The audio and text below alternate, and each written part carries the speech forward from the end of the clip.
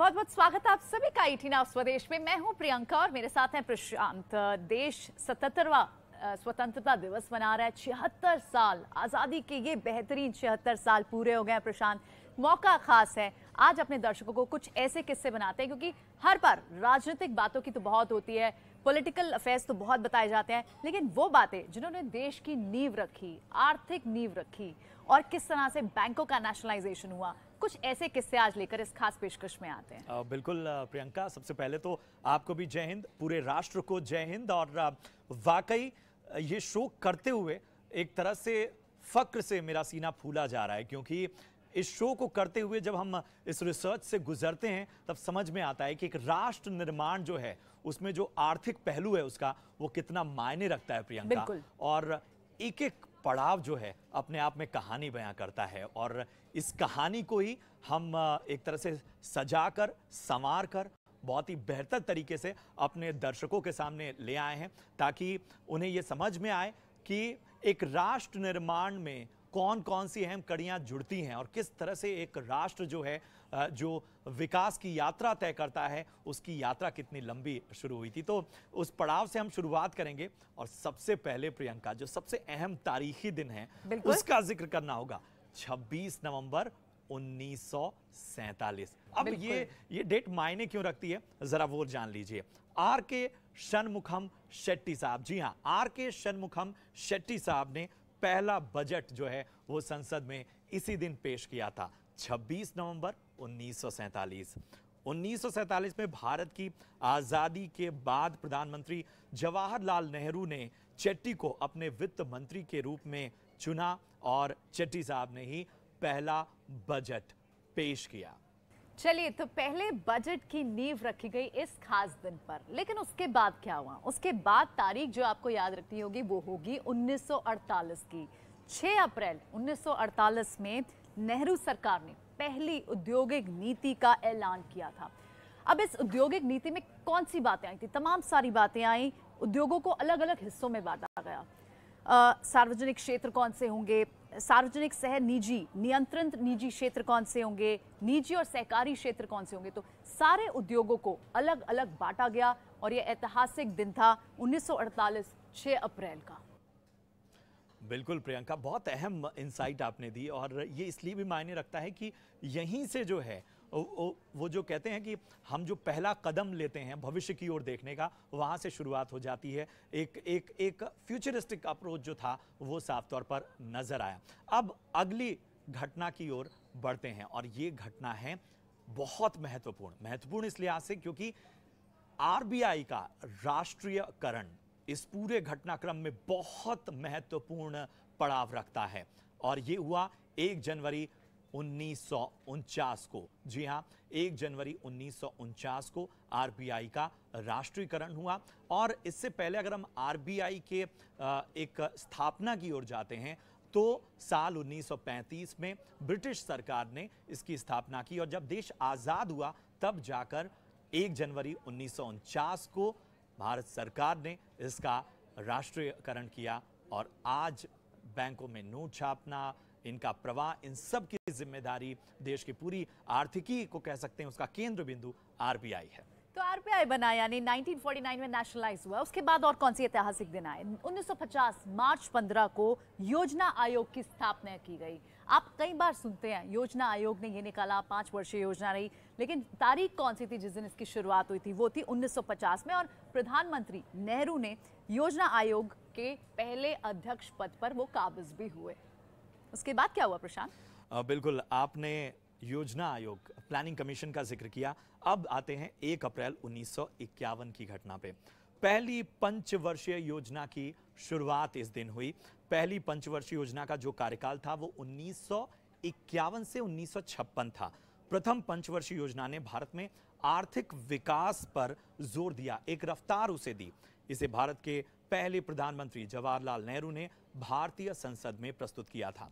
इसमें मुख्य रूप से एग्रीकल्चर यानी कृषि क्षेत्र पर ध्यान दिया गया, क्योंकि भारत एक कृषि प्रधान देश, और इसमें बांधों और सिंचाई में इन्वेस्टमेंट शामिल था। और उदाहरण के तौर पर देखें जो बड़ा डेवलपमेंट तो वो था भाखड़ा नांगल बांध के लिए भारी आवंटन, और बहुत महत्वपूर्ण घटना प्रियंका ये भी थी। जरा एक और महत्वपूर्ण घटना की ओर चलते हैं और ये घटना है 1 जुलाई 1955 की। बिल्कुल। और स्टेट बैंक ऑफ इंडिया, बहुतों के खाते होंगे। बिल्कुल बिल्कुल। स्टेट बैंक ऑफ इंडिया की स्थापना 1 जुलाई 1955 को हुई। इंपीरियल बैंक नाम पहले था और इसे बदलकर स्टेट बैंक ऑफ इंडिया किया गया।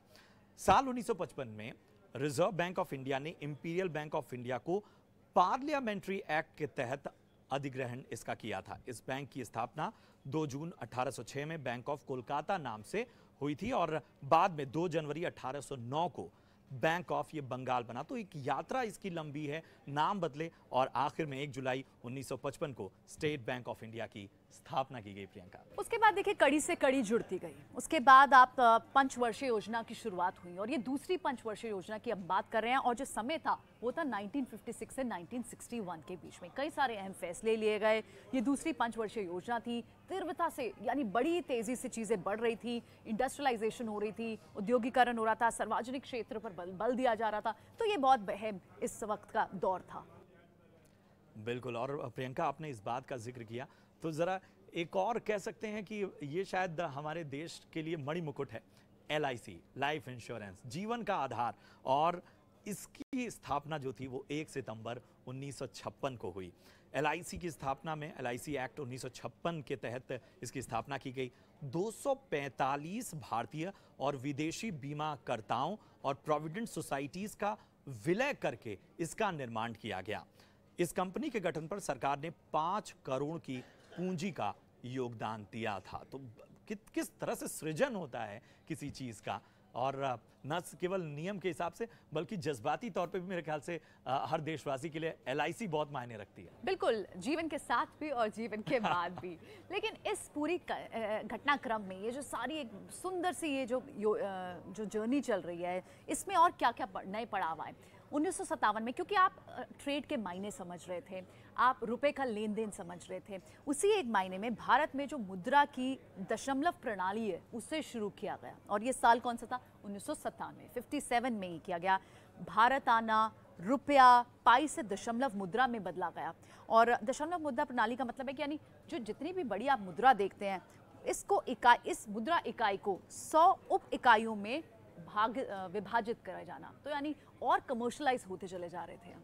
बिल्कुल। अब हमें अगर बेहतर बातों पर भी फोकस करना है तो उन गलतियों को भी कहीं ना कहीं रोशनी में लाना होगा प्रियंका, जिनकी वजह से हमारी जो पूरा आर्थिक हमारा ढांचा था उसको नुकसान पहुंचा। और कह सकते हैं स्कैम की जो शुरुआत हुई, घोटालों की, तो शायद यहीं से हुई। साल था 1957 और ये था मुंद्रा घोटाला। जी हां, भारत का पहला फाइनेंशियल स्कैम, मुंद्रा स्कैम। इस घोटाले में आरोप लगा कि LIC ने कई घटिया कंपनियों के शेयर खरीदे। कोलकाता के एक कारोबारी हरिदास मुंद्रा के कंपनियों के शेयर खरीदे गए और ये एक तरह का सेटबैक था। जो देश आर्थिक तौर पर प्रियंका आगे बढ़ रहा था, वहां पर इस तरह के स्कैम ने एक तरह का ब्रेकर भी लाया। बिल्कुल। और देखिए अब ऐसा लग रहा है कि फटाफट चीज़ें होने लग गई। आज के समय के जो बड़े स्टॉक मार्केट के स्टॉक्स हैं, बड़ी मार्केट कैपिटलाइजेशन है, उनमें से एक है रिलायंस। शुरुआत कहाँ से हुई थी? आप जानते हैं प्रशांत, आज हम OTC, डेटा और ग्रीन एनर्जी की बात करते हैं, पर रिलायंस ने जब शुरुआत की थी तो कारोबार बिल्कुल अलग थे। साल है 1958 का और धीरूभाई अंबानी ने रिलायंस कमर्शियल कॉरपोरेशन की स्थापना की थी इस साल में। और तब ये कंपनी क्या करती थी? शुरुआत में रिलायंस कमर्शियल कॉरपोरेशन जो है वो कमोडिटी ट्रेडिंग करती थी। उसी के तौर पर ये कंपनी स्थापित हुई थी। कंपनी मसाले, पॉलिएस्टर यार्न के कारोबार में थी। यहाँ से कॉर्पोरेट जगत की शुरुआत हुई। बिल्कुल। और कॉर्पोरेट कह सकते हैं, कॉर्पोरेट की जो कहानी है, जो इबारत लिखी गई, वो यहाँ से शुरुआत हुई। और जिस तरह से भारत ने उसमें नया आयाम स्थापित किया, वो किसी से छिपा नहीं है, पूरी दुनिया उसका लोहा मानती है। प्रियंका, आयाम और मेरे ख्याल से नॉस्टैल्जिया हो जाएगा। एम्बेसडर, ये शब्द मैं जब आपसे कहता हूं तो आपको क्या याद आता है? एम्बेसडर शब्द को लेके ऑटो की दुनिया में हम अगर देखें तो बहुत सारी जो लोग हैं शायद इस एम्बेसडर गाड़ियों की बात कर रहे हैं आप। जी अच्छा। ठीक है। तो एम्बेसडर गाड़ी, वो सफेद रंग की गाड़ी, बाद में VIPs के लिए ब्लैक। ये तो नॉस्टैल्जिक मोमेंट है बहुत सारे दर्शकों के लिए, आई एम श्योर। तो साल 1958 वो साल था जब एम्बेसडर की भारत में शुरुआत हुई। 1958 में इसकी कीमत जानकर आप हैरान रह जाएंगे, महज 14,000 रुपए, और वहां पर इसकी शुरुआत हुई। 14,000 में आज शायद 2 टायर भी नहीं आते होंगे।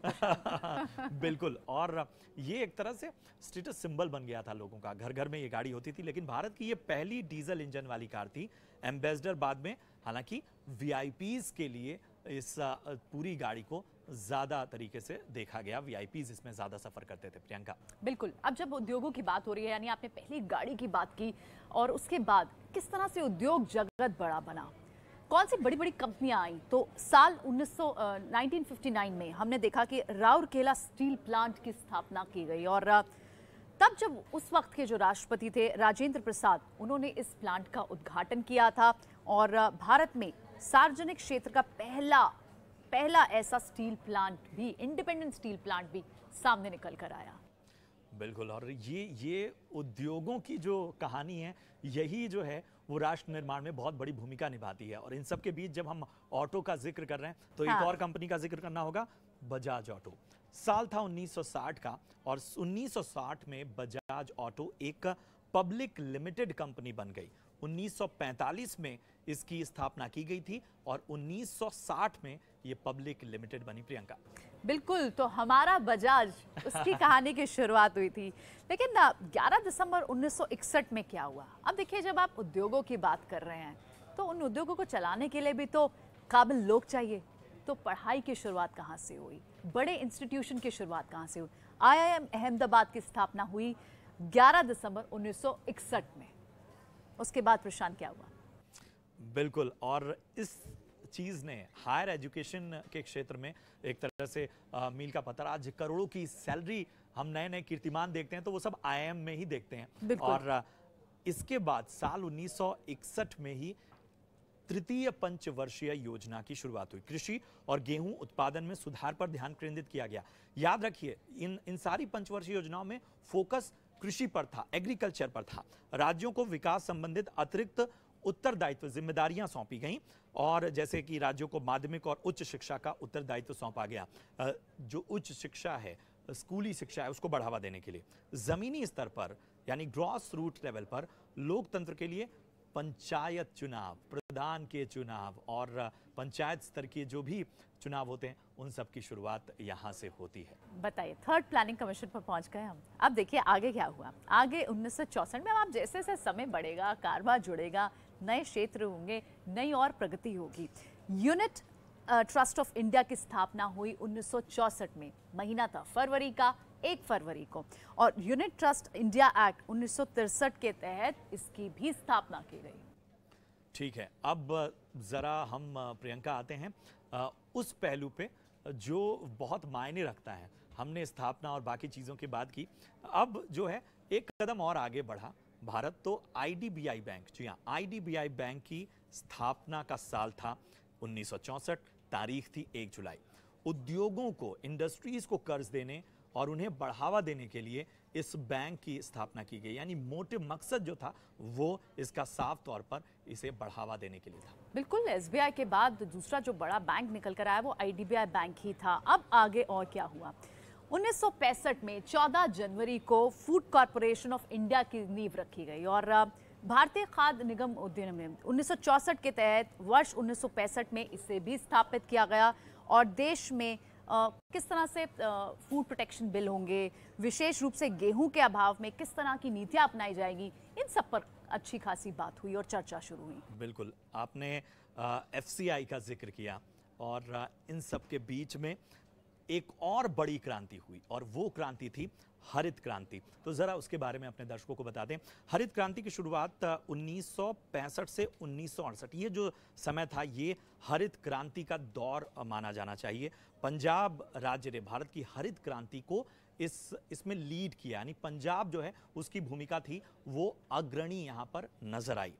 भारत की रोटी की टोकरी होने का गौरव, यानी गेहूं उत्पादन जिस राज्य ने सबसे ज्यादा किया वो पंजाब, और हरित क्रांति की वजह से भारत में अनाज उत्पादन में हमारी आत्मनिर्भरता, यानी हम एक तरह से सेल्फ डिपेंडेंट होते गए। और ये एक बड़ा बदलाव था, क्योंकि हम जान रहे थे कि आने वाले समय में जो है वो खाद्य संकट जो है वो पूरी दुनिया के सामने मुंह बाए खड़ा होगा, और आज हम उस पर एक तरह से विजय प्राप्त करते हुए नजर आ रहे हैं। बिल्कुल। और अब इसके बाद शुरू हुआ करेंसी ट्रेड बैलेंस करना। रुपया तो चलन में आया, हमें पता है, लेकिन रुपए के मुकाबले डॉलर की कीमत को घटाया गया। और ये साल कौन सा था? ये साल था 1967 का 6 जून को। उस वक्त की जो प्रधानमंत्री थी इंदिरा गांधी, उन्होंने डॉलर के मुकाबले रुपए की कीमत को घटाया। रुपए की उस वक्त जो कीमत थी लगभग 7.5 रुपए थी। डॉलर के मुकाबले इसे घटाकर 4.76 किया गया। बिल्कुल। और इसके साथ ही प्रियंका, साल 1966-67 बहुत मायने रखता है, क्योंकि यहाँ पर जो है वो किसानों के हाथ मजबूत किए गए। उनकी आमदनी, उनकी जेब में पैसा जाए, उसके लिए एमएसपी की शुरुआत हुई, न्यूनतम समर्थन मूल्य। और पहली बार एमएसपी जो था वो गेहूं के लिए तय किया गया। एमएसपी देने से किसानों को फसल की गारंटी भाव मिलने लगे, यानी जो उत्पादन वो कर रहे हैं उसका एक निश्चित भाव उन्हें मिलने लगा प्रियंका। और ये बहुत बड़ी मजबूती थी किसानों के लिए। एमएसपी का रेलेवेंस आज भी हम जानते हैं, उसकी अहमियत आज भी हम जानते हैं, और ये नींव उस समय से रखी गई। लेकिन उसके बाद क्या हुआ? अब धीरे धीरे जिस तरह से हमारी इंडस्ट्रीज बढ़ रही थी, कॉर्पोरेट जगत मजबूत हो रहा था, तो देश की पहली आईटी कंपनी सामने आई, और वो थी टाटा ग्रुप की। टीसीएस की स्थापना की गई 1968 में 1 अप्रैल को। टाटा सन्स के डिवीजन के तौर पर स्थापना की गई, और आज हम सब जानते हैं देश की एक अग्रणी बड़ी आईटी कंपनी है, जिसने ना सिर्फ रोजगार के इतने मौके लाए, एक्सपोर्ट ओरिएंटेड फ्रंट में किस तरह की रेवोल्यूशन लाया, और कई सारी करेंसी डॉलर को भी भारत में लेकर आया।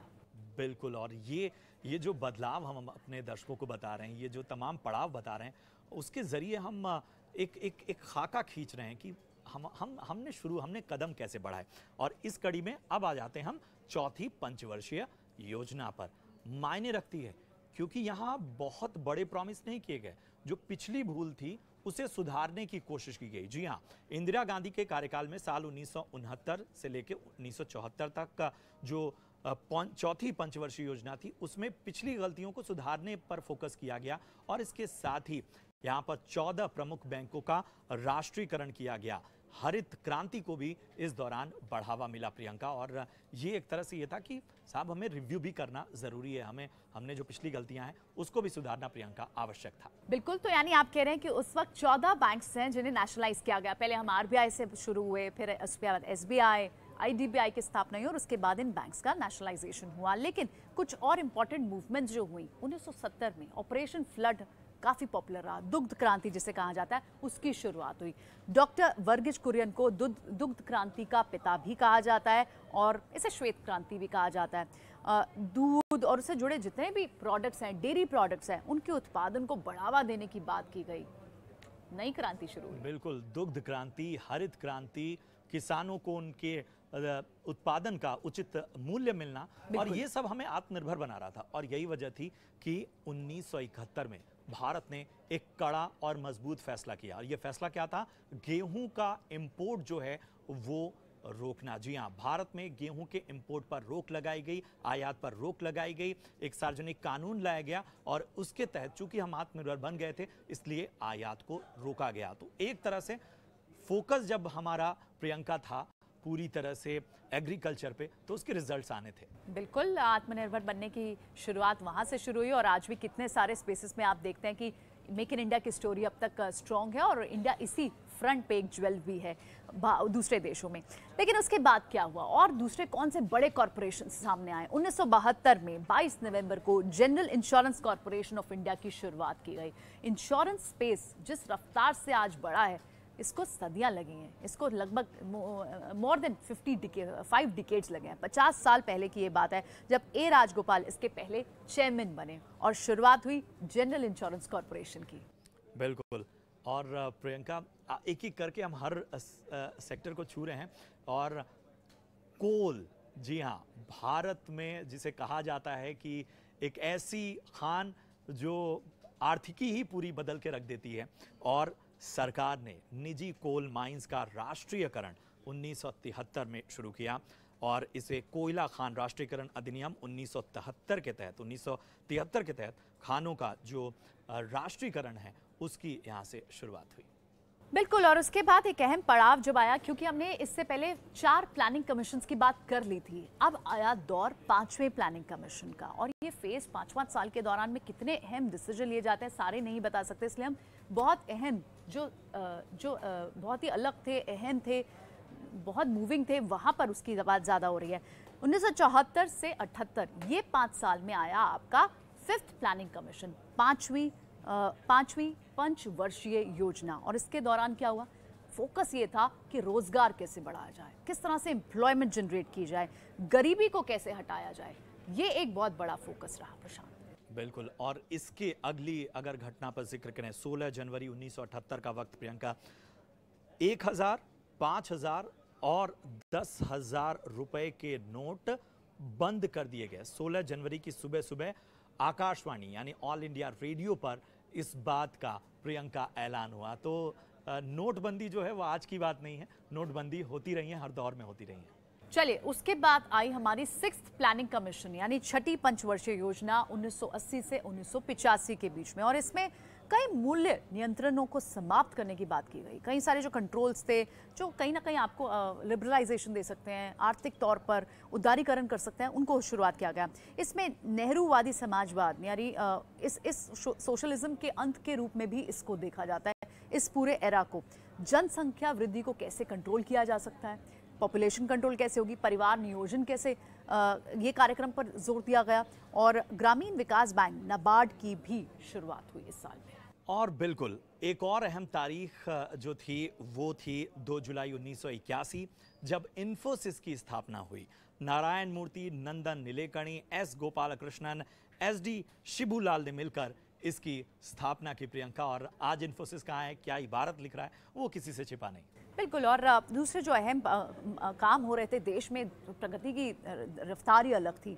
1982 12 जुलाई को नाबार्ड की जो शुरुआत हुई थी, अब इसमें कई सारे और कड़ियां जुड़ती गई। National bank of agriculture and rural development, जिसका मकसद कृषि क्षेत्र, इनको किस तरह से लोन दिया जाए, लोन की क्या प्रक्रिया रखी जाए, ग्रामीण भारत को किस तरह से विकास की गति पे लाया जा सके, इन सब की रूपरेखा बनाई चली जा रही थी। तो ये जो साल था 1982, वो एग्रीकल्चर के नाम ज्यादा रहा।